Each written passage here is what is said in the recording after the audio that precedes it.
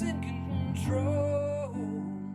I'm seeing red. Watch you rise, watch you fall. Now I'm about to break. Face the pain, no escape. Can you step to this? Face the pain, no escape. Can you step to this? Face the pain. Face the pain, no escape. Can you step to this? Welcome to a very special episode of the Fix Fights podcast with Kurt and Ben. Today we are joined by Jeremy Herriges, who is a very active boxing writer. You can find, I believe, all of his work. You can correct me if I'm wrong, but I believe you can find all of his work on Fansided. He's going to fill us in on kind of the state of boxing, all the biggest stories, everything you need to know to follow the sport. Jeremy, thanks for joining us. Thank you for having me.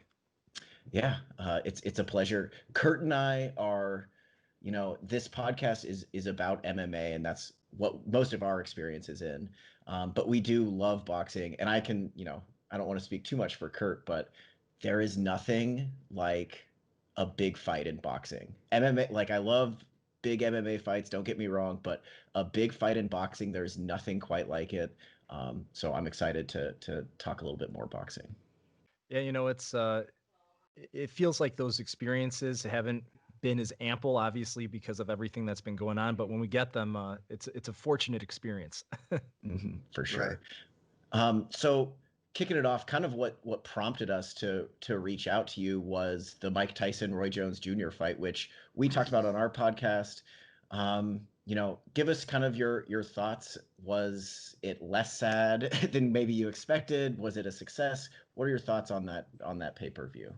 I mean, I think it was a giant success. I think if you look at the way that a lot of boxing writers went into it, I think that a lot of us were very skeptical. What are we going to see from these two? How is it going to be sad? And what I think we got from it was that Mike Tyson's still a giant draw. No matter if it's an exhibition, no matter if it's 2 minutes, 3 minutes, 1 minute rounds, doesn't really matter. People will pay to see Mike Tyson, and he showed up in pretty good shape, and he looked good. I think it's silly when people talk about, hey, could he make a serious run at it? Could he, really make a dent in the professional scene? I think that's all silly. But for a guy that's 54, I think he looked fantastic. Yeah, I really liked, I honestly really liked the whole fight in general. Like, Mike Tyson being 54, Roy Jones being 51. Like, I didn't necessarily need to see either one of those guys get knocked out, right? Like, if it happened, it happened. But I thought it was pretty damn good. Like you said, Mike Tyson looked really damn good. And from what I was hearing, it pulled in like 1.2, 1.3 million buys, which is a huge success in this day and age in this market, right? Because I think the pay-per-view model might be dying to an extent.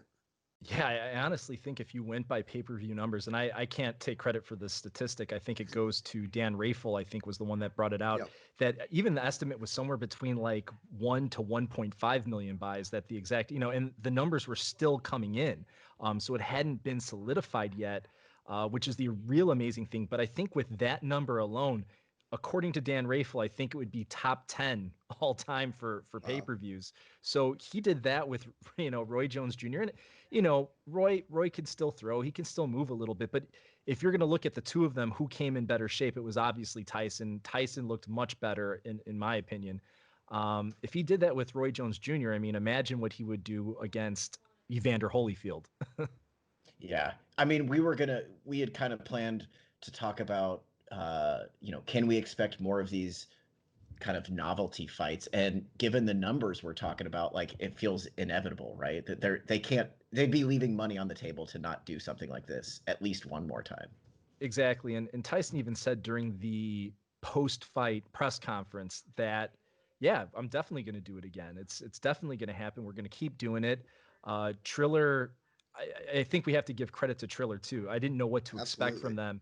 And the production quality was so good. I mean, let's be honest, it was better than some of the leading companies that I've seen out there, that they finished out and they looked great. There wasn't really any issues. There was no technical problems. And I also heard that they had a number of former staff members from HBO working behind the scenes and the camera. So it made sense why it was such a high quality. But most definitely, I think he'll see at least one more. But the way Tyson's talking, and if he keeps enjoying it, he might keep him coming. Yeah, I wouldn't have a problem with it. And I mean, the logical next step seems like it's going to be Evander Holyfield, right? And I think that would make for a really good storyline. Mike is years and years removed from all like the bad stuff in his life. We know his comeback story, and Evander kind of feels like the boogeyman to him, right? Like if Mike Tyson could I don't know, win or whatever you want to put on a good performance in this exhibition bout against a guy like an Evander Holyfield, it kind of seems like for Mike it would come around full circle for him.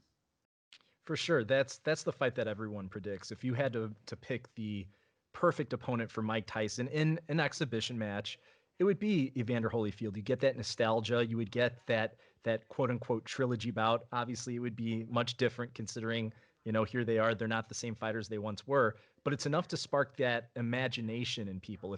If putting him in with Roy Jones was enough to get the ideas going, Evander Holyfield looks in much better shape. He looks pretty good too. The question is, would he have the reflexes? Would he have the speed at this point that Mike Tyson still has? I mean, his head movement, his energy moving in and out, he looked pretty mobile. So actually, Mike Tyson might have less wear and tear on him than Evander Holyfield at this point. So let's bring up some ideas then. What are some potential Mike Tyson opponents, assuming he continues to do this for a little while longer? Yeah, other than the Holyfield matchup, it seems that everybody's kind of come out of the woodwork to holler at Mike Tyson because they saw the numbers that it did. They saw how marketable that he is. I mean, it's hard to imagine that there's a more marketable boxer right now, other than maybe Canelo Alvarez and Floyd Mayweather, and Floyd not even being active. That name still resonates and still could be a top draw. But if we're talking other fighters, it'd be interesting to see who would he actually consider at this point. Would he go, someone like Shannon Briggs? Would Shannon Briggs be a little bit too young at this point and too much of a threat? I don't know. But it would still be interesting. And then you have a number of MMA guys calling him out too. I think Tito Ortiz called him out at one point. So who knows who it would be at this juncture. So, somehow Tito put together that many coherent words to call out Mike Tyson. Right, I know. Impressive. Yeah. the one MMA guy I was thinking for Mike, and I actually like this idea. Anderson Silva's always been teased against like Roy Jones, right? But Roy didn't seem like he was too committed to, I don't know, maybe doing this again after the fight, but maybe it would change for an Anderson Silva. But for me, I would love to see a Mike Tyson Anderson Silva exhibition bout, right? I mean, who the hell thought we were going to see Mike Tyson fight in 2020? And I think the possibilities are endless, and especially if you do like a crossover fight with an MMA star like an Anderson Silva, I think that could do big buys as well. I think so as well, and I think that people are even talking about the possibilities. What if Anderson Silva was to go in against Roy Jones? Would Roy Jones entertain it? I think the only problem there is that would people pay for Roy Jones, Anderson Silva? And some might, but it's not going to be the same experience as a Mike Tyson fight. Let's be honest. It was Mike Tyson that brought people to that pay-per-view. Roy Jones added to it. He was a great compliment, but he definitely isn't equal in terms of popularity or, just the allure to the casual fan. Yeah. So let's move on to another quote unquote novelty fight.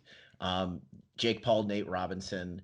And we don't have to talk about that fight in particular for we super can talk long. about it, yeah. But I do want to talk about the influx of these like YouTube stars to boxing and kind of get your take on, is this good for the sport? Is it bad for the sport at all?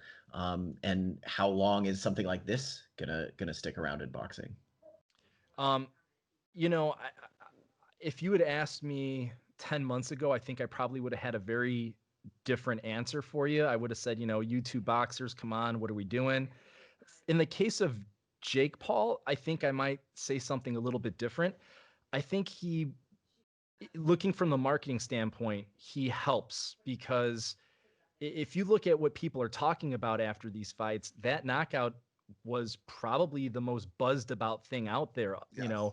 And there were a lot of different little subplots that were going along with this fight. It even started with Mario Lopez. People were surprised to see Mario Lopez, and then Snoop Dogg as a commentator, and Izzy as a commentator. But yeah, that knockout And Jake Paul really captivated a lot of people because he's so well connected to the mainstream youth movement who consume his videos and everything of that nature. So yeah, as far as bringing in interest, it makes sense from a business standpoint. And he can box a little bit too. Yeah. You know, I'm not as dismissive of his abilities as I once was, but they can't put in a guy like Nate Robinson who you could take a look at his film training for 2 seconds and say this is not going to end well for him. And I think they need to do a better job of maybe vetting who they put into the ring with a guy like Jake Paul. Yeah, I mean, we were talking about it going into that fight that, as much as the Paul brothers, they're kind of dorks and they come off as these idiots. And I've never watched any, not even a second of their videos, but I think they can only be, kind of a plus to the sport, right? Because like you just said, they bring different set of eyes, right? The people that are fans of their videos, whatever the hell they're putting out, like those eyes are now on the sport. And yeah, I think Jake Paul has some sort of skill. I don't know how much skill, but he definitely gets proper training. He trains hard, and yeah, I definitely think there could be a market for more of these fights down the road. Yeah, I don't think a Nate Robinson is going to, sell fights like that, but maybe it will because Jake has shown some skill. He's got the knockout, and if they talk a little trash, I think it could only bring more eyes onto the event. For sure. And I think even, other YouTubers aren't always a wise decision. I mean, the last fight that Jake had against, I think it was Anson Gibb, another guy. I mean, he took him out in one round. Yeah. The really, even if it was KSI who fought his brother and beat his brother, I don't even think that would really be a fair fight because he didn't look very good as a boxer. His brother didn't look very good as a boxer No. either. He looked much better than his brother, which is saying something. I know they're Yeah. both athletes, but just because you're an athlete, a la Nate Robinson, doesn't mean you can box. So, you seem pretty open to these types of like YouTube stars coming into boxing. You recognize the benefit that they provide, and myself, like coming from an MMA fan standpoint, I love like the kind of carnival aspect of all of combat sports, the kind of building these kind of freak show, interesting fights. But I imagine in boxing, there's quite a bit of pushback against them. Is that fair to say? Yeah, especially I would say before the Tyson event that there was a lot of pushback. There was a lot of negative voices out there. I always said from the beginning that I was going to buy it, but my bar was pretty low. I didn't expect it to be anywhere near as professional, as interesting, as well produced as it was. I was pleasantly surprised by it, but again, I didn't go in with a completely negative attitude. A lot of people, oh, this is terrible. Let's stop it. No more. If it continues to bring the public interest into it and people, especially casual fans, really start engaging with boxing events and you mix in real boxing fights, Yeah. then I don't see the problem in it. As long as it's getting people talking about boxing at this point, I think we need to do what we have to do, especially consider all of the different issues. And the miraculous part is they generated, tons of money in buys and they did it with no audience. They did it from the Staples Center with no audience, no live gate, and they're making boku bucks. I think that tells a lot of other people that, hey, we can make this thing work for the time being. And I really thought it was well done, and I applaud them for it. Yeah, I echo all those sentiments. I thought it was really well done. I thought it looked good. I thought the fights were all pretty damn good. So yeah, I would say a big success. Yeah, Mm-hmm. I definitely feel like it was a surprising success. Surprising success, yes. Mm-hmm. Moving on, and we've I think mentioned his name at least once this year. Canelo Alvarez, who I still think, and you can correct me if I'm wrong, I still think is probably the biggest active draw in the sport right now. I know he has a fight here in a couple weeks against Callum Smith, but just in general, since we're kind of doing a broad overview, can you uh, give us kind of the backstory? I know he's had a bunch of issues with DAZN, now no longer with DAZN, and Golden Boy. Kind of give us the rundown of what 2020 has been like for Canelo and what's gonna happen moving forward. It's been a bit of a roller coaster, and it's kind of come full circle, but with independence. Obviously, now he's working as his own promoter in conjunction with Eddie Hearn and Matchroom Boxing for Callum Smith. But he's still co-promoting this event for his first co-promotion under his own company. Now, here's the funny thing. You were talking about his drama with DAZN. As it turns out, really, even though they were kind of the ones stirring the pot with the issue, they didn't want to pay for his normal licensing fee. That was the big problem. You don't want to pay for your regular licensing fee. So that kicked everything off, and that got him out of both contracts with the terms of their agreement. But here he is. He's fighting on DAZN again.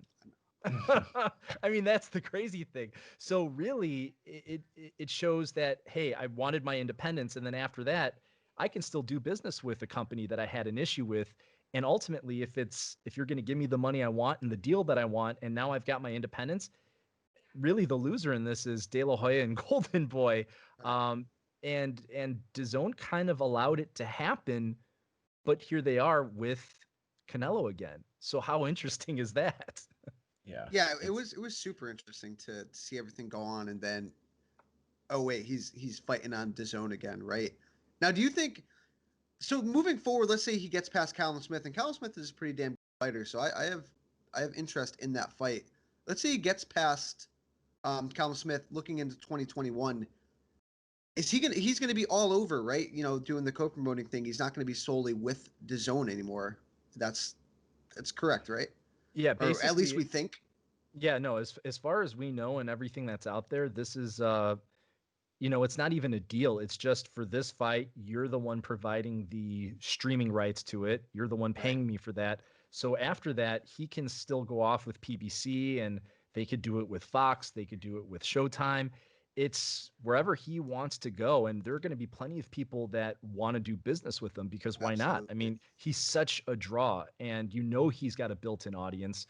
That he's got a name that transcends the sport as a whole. So yeah, he's going to be marketable in whatever he does. It's just, where does he go? And it also depends on what division does he want to fight in. Does he want to rule over the super middleweights? Does he want to bounce back down to middleweight and fight Triple G next, which would also be another DAZN show? What does he do? And I think that's the interesting thing, and that part we don't have any insight in right now. So you got no front runner picks for next Canelo opponents after this upcoming fight?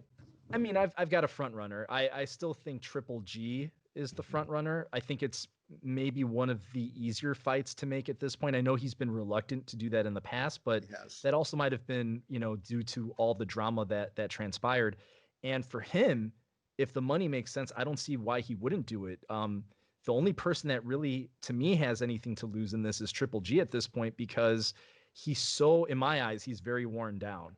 Yeah. He's not close to the fighter that he was, 3 or 4 years ago. And Canelo is a big part of that. Age is a big part of it. Canelo's still a young guy. I think he's only 30 years old. He's still in his athletic prime, and Triple G is definitely past it. So to me, Triple G, not that it would be an easy fight, but it would be easier than it was the first time and the second time. The third time, I think, is a more dominant display. And people talked about Caleb Plant as well, which would be another terrific fight, and one that I'd definitely be willing to watch. Yeah, I think there's great options for Canelo all around, and I don't know if this is going to be the dagger in DAZN's back if Canelo does go elsewhere, right? Because I think DAZN, a lot of it was hinged on Canelo when they made this deal and came out with their streaming service, and I don't know. I don't know if there's a bright future for DAZN, but maybe if they can lock him in again with a Triple G fight, they can kind of extend their life a little bit, but maybe not. Yeah, I don't think there's any locking him in. I think it's going to be a fight by fight deal. So Yeah. if they could piece it fight by fight, Right. then you're still getting a piece of it, but that'll only last for so long. There's only so many people in the division, and if he really wants to go that extra route, or if he does want to dance around in different divisions, I mean, outside of Callum Smith at super middleweight, they really don't have a whole lot to offer him, other than Triple G as well. But you look over at PBC, they've got middleweights, they've got super middleweights. To me, they're the front runner after a hypothetical Triple G bout. That's where it makes all the sense if he wants to actually go for belts. So now, while we're on the topic of great fighters that seem to maybe be a little difficult to matchmake, Bud Crawford, who I think is from a casual boxing perspective, he is my favorite fighter to watch right now. Absolutely incredible, but it seems like he is just never fighting anybody that I care about, or that feels like a relevant fight to him. What's the deal with Terrence Crawford? Can we expect him to see him in the ring with a bigger name in 2021? I think so. His contract is on its last legs with Top Rank, and it looks like that relationship is completely fallen apart. Based on the comments and the things that Bob Arum said about him, uh, there's no reason to me, if I were Terrence Crawford, why I'd keep doing business with him. Not a chance. And I think that this is a trend with a lot of boxers right now, is to do fight by fight deals and not to lock yourself within a promotional long term contract. We've seen it with Canelo. He wasn't happy, especially, yes, it got exacerbated by COVID, but there's a good chance that they were going to have problems anyway. He was having problems with Golden Boy anyway, Right. for a long time. He wasn't happy with a lot of the decisions they were making within his career. Now he bumps out the middleman. Terrence Crawford, I think, could do the same thing. Does he have the fan base? No, but he's a big enough name and he provides enough interest. There's that question mark of how good is he? To me, he's a top 3 or 4 pound for pound fighter in boxing. So a fight with him wants making the money right. I know that they've said, well, it's from Spence's perspective, it's going to be 60-40. Well, I don't know about that. I think that's asking a little bit much. And some people think it's fair. Who's the draw? To me, it's let's make the fight. Yeah. Let's get it done. Let's give people what they want. But yeah, I could see him watching his contract expire and then going fight by fight. Yeah, I was gonna say, or does it become like a buyout scenario where he buys out his contract and that kind of frees him to cross the street and look at guys like, yeah, like you said, Spence, uh, Keith Thurman, Manny Pacquiao would be fun. Yeah, there's so many fights across the street for him. Yeah, and I think that it depends. Does he want to wait? Does he want to play the waiting game, or does he actually want to put some money out there? Um, you know, Considering the circumstances, unless you have to put money out there, I wouldn't do it. If you only have 6 months to wait, True, true. let it expire, make a deal, and fight 2 months later. So if you're off for 8 months, it makes sense to let it expire and then go out there and get a big fish. Now, is it going to be the biggest fish? Is it going to be Spence? Well, we have to see what Spence does against Danny Garcia. But that's the thing. If you're talking about the welterweight division, PBC has all the welterweights. You have to go through them if you want the big fights. And real quick, I know we're recording this just the day before it happens. You got a quick prediction. Can Danny Garcia do anything to Errol Spence Jr. this weekend? Yeah, he can. Whenever you have a fighter like Danny Garcia, who's a two-time world champion, two-division world champion, he's always going to be dangerous. He's never been blown out in a fight. He's always held his own, always been competitive. There's nothing to show me that he can't make a fight of it. But if I'm betting on Spence. Even after everything that's occurred, he looks like he's in tremendous shape right now. And obviously with COVID, it's everybody's had their plans disrupted. Everybody's had to wait. So what would have been the question of ring rust before, well, now it's a question for everybody. Everybody's got ring rust. Everybody's having to sit out of the boxing ring for months and months and months on end. Um, and I think he's had the time to get acclimated to boxing once again, to get punched. He's been in the sparring against uh, you know, they've brought in a number of top-notch fighters for him. So he's had a time to readjust to it. And if you just look at the eye test, he looks fantastic. He does. So I think, Yeah, go ahead, Kurt. no, I was just saying, I think one other fight we need to ask you about, because I think everybody's wondering about it, is the trilogy with Deontay Wilder and Tyson Fury. Is there any? It seems like everything's been kind of like juggled around. Like 1 second they're gonna fight again, the next second they're not.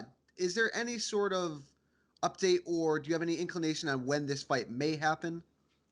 I don't think it's going to happen.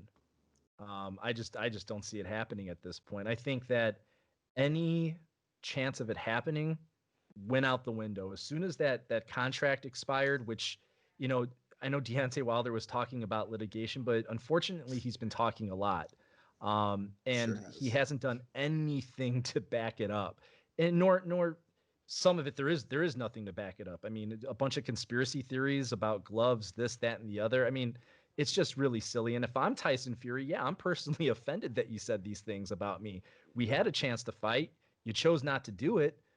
So yeah, I'm gonna go somewhere else. I'm gonna go fight, Tyson or Anthony Joshua, and that's gonna be the fight that everyone wants to see. And if we're talking about it right in the time that vaccines are happening, well, then you can start bringing fans back. You can do a giant fight at Wembley with a Yeah. 100,000 plus.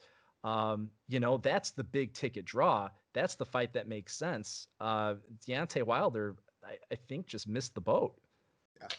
Man, I can't think of another guy who is kind of fallen in public opinion quite so quickly. Like I still am kind of consider myself a Deontay Wilder fan. I was very excited about having a heavyweight American champion. But man, with the heavy costume to the conspiracy theories about the gloves and everything, it's hard to think of another guy that's fallen quite so quickly. Well, and you said it really, really well. It's hard to imagine.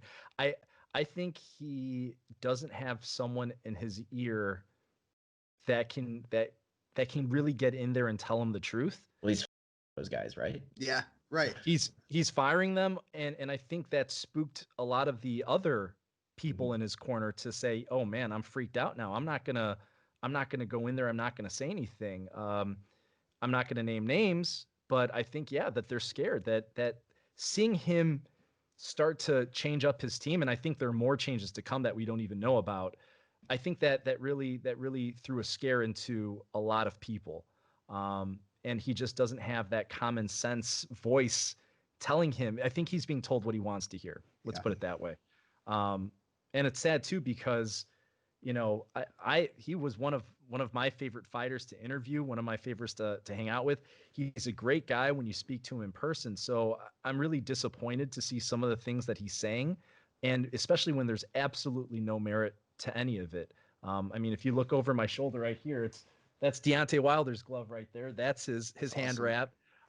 I've, I mean, he took me to get my first tattoo. Oh, Like these, wow. these these are the experiences that I really enjoyed, and always just such a fun guy. And to see kind of this conspiracy theory stuff, I just feel like his head's not in the right place, and he really doesn't have that voice of reason helping him out right now. That's Yeah. crazy. The spiked water bottle thing was like the one that I was like, all right, man. Like, you say what you want about the costume.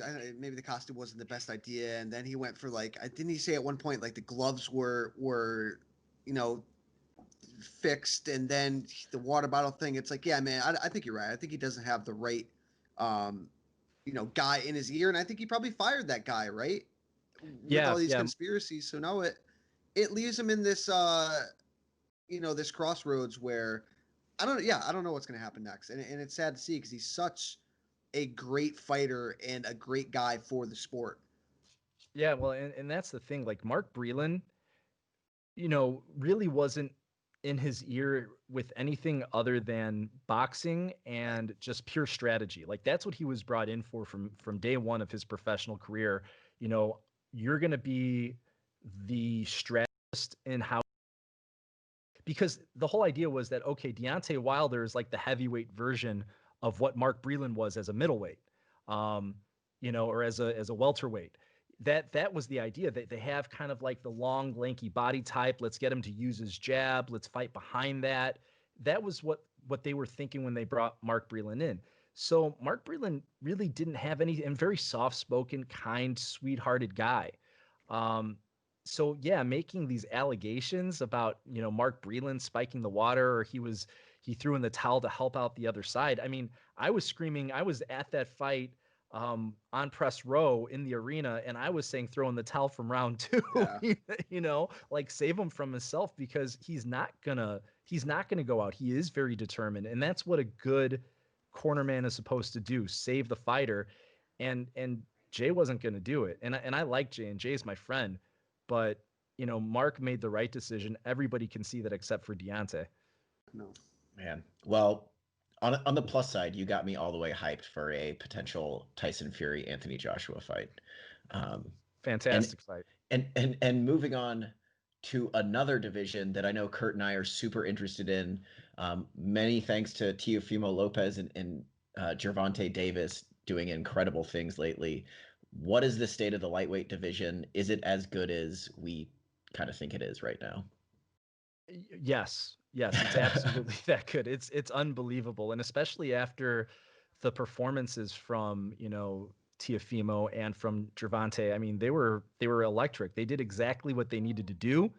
I wrote about it in my column after the fight for Fansided, that there's this youth movement all the Yeah. way across boxing that's really coming in. And I said a lot of the guys that are 32, 33, 34, be scared, because these young guys are starting to materialize and they're coming for you. So if you're there in a few years, you're going to be in trouble, because they're taking over. And I mean, in Tiafimo's case, he's already taken over. I mean, Yeah. he's undisputed. And who knows how good Gervonta could be? Who knows how good Ryan Garcia could be? Who knows how good Devin Haney could be? I know Devin Haney got some flack in his last fight because he didn't, come up with the great knockout, and it was a bit of a boring fight and this, that, or the other. I think it's really hard to judge a fighter off of one fight. And if we did that, then we'd be knocking just about everyone, because they all can have one that falls short of expectations. But just those names right there are that's a great division right there. I mean, that's a great top 4 or 5. Do you have any inclination to how they may be matched up going forward? Obviously Javante and Teofimo got the huge win. Kerr Stevens is out there, who's a stud. Devin Haney, yeah, like you said. I mean, this division's on fire right now. Yeah, and it depends too, I think, on the longevity of the fighters at the division, because I know there's that ability to move, right? Like there's several, like I know Tiafimo, who knows how long he's going to stay in the division before he starts to move up. I know he's talked about moving up. Um, does he do that after 1 or 2 fights? Same thing with Gervonta. I mean, we know that he can go up in weight as well, or he can also go down in weight. Not a strong suit. He's missed weight a couple times when he fought at super feather, but he did it this last one. So there's options there. So I think that's the interesting thing. Is the fight between Haney and Garcia gonna materialize? Well, I think there could be a lot of eyeballs on that fight too if they play their cards right. But I think that they're both probably going to get in a few more fights before that realistically gets talked about. Man, I'm glad you brought up the youth movement, because I do think I've been a boxing fan, casual on and off my entire life, but the past couple years, thanks in part to services like DAZN and ESPN Plus, my boxing fandom has grown. And now when I'm seeing guys like Teofimo Lopez and another guy I want to talk about briefly, I feel like it's really growing my fandom, and I hope I'm not alone in that regard, that like I'm recognizing these super exciting young fighters that are going to be around for probably the next decade plus. Yeah, and I think so. And I think that they're also helping themselves. I think, I haven't always been a believer in social media, insofar as I think there's a lot that that of negativity that can be brought to it. People saying, inflammatory things, or just flat out ignorant things. But I think that a lot of these young fighters are really harnessing the power of social media to help broaden their fan base. And in doing that, they're also broadening the attention to boxing. Um, my when I'm not writing about boxing, I'm a high school teacher, and if I ask my students, "Hey, tell me, do you guys watch boxing at all?" They'll all say no, but they all know Ryan Garcia. And I Yeah. go, how do you guys know Ryan Garcia? Instagram. So he's the most popular fighter right now in like that kind of high school demographic, because he's reaching out to them. He vibes with them, and as long as you have these young fighters doing that, making boxing cool, and they're cool, and yeah, I think you're going to have more eyeballs on boxing, which is just good for the sport. And they're kind of making it happen. Yeah. One more fighter I want to touch on, just because I have to, because he is somebody that also blows me away every time I see him. Naoya Inoue, who I think is probably pretty unknown to many American fans. Even even the fact that he's been super successful and is, I believe, considered one of the top 3 or so pound for pound fighters on the planet. What is this guy's ceiling? Can he get people to tune into those pretty small weight classes, because he is fucking electric. He is amazing. And I think that lighter divisions, I mean, you can go all the way down. I mean, he's a bantamweight, right? You can go down to flyweight, super flyweight. There are so many good fighters that are there, and they provide entertaining bouts that a lot of people don't necessarily gravitate towards because of the optics of seeing two smaller fighters. But when you see how hard they go at it in the ring, what's not to like? I mean, Yeah. Inoue is like must see TV for everybody. I mean, his fight with Donaire was, one of the best Unreal. fights of the year. I mean, it was, if not the fight of the year. I mean, it was fantastic. So yeah, I think Inoue's ceiling's very high. I think he's only 27 years old. So yeah, he hasn't even hit his athletic prime yet, and he could still keep climbing up the rankings too. Yeah, he's a bantamweight right now, but super bantamweight, start taking things over at feather. Who knows? So I think, yeah, he could do it. And again, you got some of those older guys too. I know we've been talking about a lot of the youth movement, but you can go to an older guy like Chocolatito, who's still Yeah. throwing down, who still looks fantastic. Estrada. I mean, these super flyweights are amazing too, and I don't think they get enough credit for what they do. I hope people start tuning in a little bit more to them. Well, we see that in MMA too. The Mm. flyweight division, which is honestly, it's kind of crazy. It's kind of saved the end of the year, right? I mean, they were out the door, a couple months ago, and now they're saving the show at the end of the year. So I think that's the same in MMA, where the lighter guys don't always get the respect that they deserve. But the divisions are phenomenal. The fighters are phenomenal. Mm-hmm. Yeah, and I think, at least from my perspective, I know I'm not an MMA guy, but I still pay attention to it. That heavyweights are entertaining, but you do have a lot of that action within light heavy and middleweight that generates a lot of hype too, and arguably are you know are more buzzworthy than a lot of the heavyweight bouts. If we could get that respect a little bit down to the Yeah. lower weights and get people to realize, hey, these guys can do it too. It just doesn't have to be middleweight and above or welterweight and above. You can go below that and see some great stuff. I just think that that's where trying to educate the casual fan base a little bit more maybe can come in, and obviously that's where you try to convert those fans into full-time fans. And let's be honest, UFC and MMA have just done it a little bit a lot better than boxing has Yeah. over the last 5 to 8 years. Well, man, Naoya Inoue is a guy that could convert a lot of people to full-time fans, I think. Mhm. Last topic, because we could go on forever about this. I have a Oh ton yeah. of questions. We got to touch on Clarissa Shields signing with the PFL. I always think it's interesting that in men's MMA, those fighters want to jump to boxing for the bigger payday, but in female boxing, those fighters want to jump to MMA for the bigger payday. What do you make of Clarissa Shields making this jump to MMA? Is it full time? I'm not sure if you have any insight into that, or kind of what's the future hold for her. All good questions, and hopefully I'll get to talk to her soon. I was actually supposed to talk to her like this week, but she's a little busy. Mhm.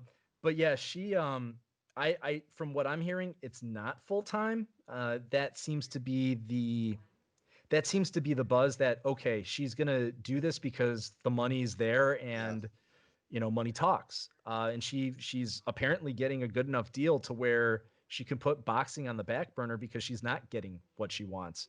And I think they're having a hard time finding the right opponent for her in boxing. Who are you going to put her in with? That's going to help really hype up a fight. Uh, well, you move to MMA. Well, built-in audience right there. Boxer going to MMA, people are going to tune in to see what happens, right? Like, how does she look as an MMA fighter? That's what he wants to see. So it makes sense that she would do it. It's just unfortunate that women's boxing isn't receiving the type of attention that women's MMA does, I know.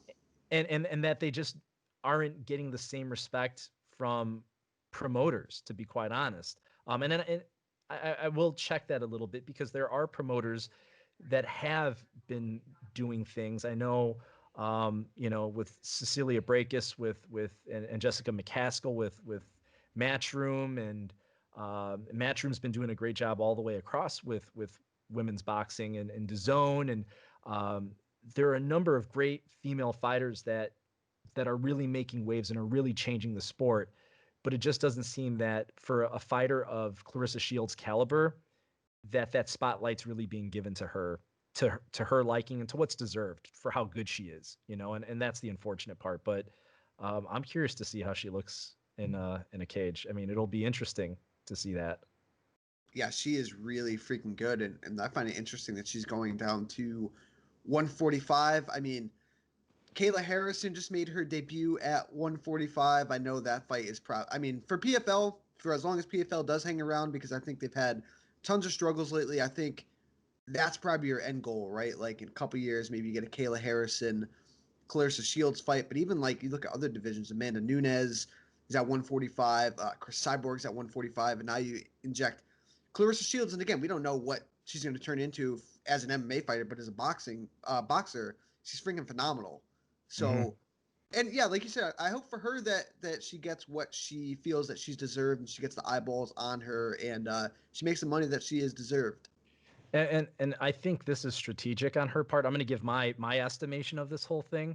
Of course. I think the move is, hey, I want what I'm owed. I want the money, and I'm not seeing it right now. I'm not getting great offers that are paying me what I'm worth. So I'll go over to MMA. I'll have a fight, maybe 2, maybe 3, but I think that they're going to be selective in who they put her in there with. We don't want someone too good that ruins the mysticism behind her name. Let's build up the buzz with her, and get people believing in her as an MMA fighter. And then hopefully boxing can get teased a little bit and say, okay, well, she's generating big bucks. Hey, here's your big contract. Go defend your titles. Okay, then. So I don't see it as a long-term fit. I see it as a strategic move to help leverage what she can get paid in boxing. That's what I see. When you're that dominant as a boxer, everybody knows that when you cross over to MMA, or vice versa, it typically doesn't go well if you try to, you're not going to make up that type of knowledge in a year or 2. You're just not. You're just not going to, improve your ground game that much, and become, a Brazilian jiu-jitsu, black belt in 2 years. It's just not going to happen. I will say, from an MMA perspective, PFL has shown with Kayla Harrison, and I know it's different with Kayla coming from judo. They can transition a little bit quicker to like elite level MMA, but PFL has shown the ability to kind of do what you're describing in terms of giving her opponents that are not going to destroy that mystique. And you better believe, from an MMA perspective, again, PFL is going to do everything it can to hold on to her. They're not like the UFC in terms of how like controlling they are with their contracts. Like we just saw Kayla Harrison compete in Invicta, but I think PFL is there's good money behind them, and they're smart with their business. Like when we saw Kayla Harrison compete in Invicta, she was wearing a PFL outfit all the way down to PFL gloves, competing for another promotion, which is not something you see a lot of in MMA. So if there was a promotion out there that's going to kind of care of Clarissa Shields as she, puts her toes in the water of MMA, I think PFL might actually be able to do it. Yeah, and I think it's always interesting when people talk boxing, MMA. To me, it's like it shouldn't be a versus boxing versus MMA. I think there's enough there that everyone can go around. And whenever I think about people try to put boxing and MMA fighters against who would win, and it's like, well, if it's in a cage, the MMA fighter is going to win, and if it's in a boxing ring, then usually the boxer's going to win. I mean, it's just natural that it's going to work out that way. I know that sometimes if you go into like bare knuckle, it's not always that way. That's where there's a little bit of an oddity, where you see a lot of the MMA guys actually look a little bit sharper than some of the boxing guys. And that's because the boxers are trying to box and do that in bare knuckle boxing, because you're not going to be able to sit behind your jab for 10 rounds when there are no gloves. You're going to get cut up and something bad's going to happen if you don't get the other person out of there, Yeah. Well, man, this has been delightful. This has been informative. I think, Kurt, you probably agree. Yeah, I do. Love it. Jeremy, before we let you go, where can we find you on social media? Where can we find your work, and tell us about any exciting articles or interviews you got coming up? Yeah. So you can find my work at fansided.com/boxing. That's where I'm primarily contributing towards. You can find me on Twitter at @aboxingwriter or Instagram at @thatboxingwriter. As far as upcoming pieces, I'm hoping that I actually get to talk to Clarissa relatively soon. There's a December 12th bout on Showtime that's going to have a number of great fighters. I'll be talking to a lot of them leading up to that big fight. And other than that, whenever there's a boxing show, I'll be talking to somebody. So Awesome, man. We really appreciate it, dude. This was a lot of fun and, like Ben said, very informative. So we really appreciate it. Hey, I had a great time, and thank you guys for having me. It's been awesome. Awesome. Thanks. Have a good one, fellas. Thank you. You too, man. Thank you. Face the pain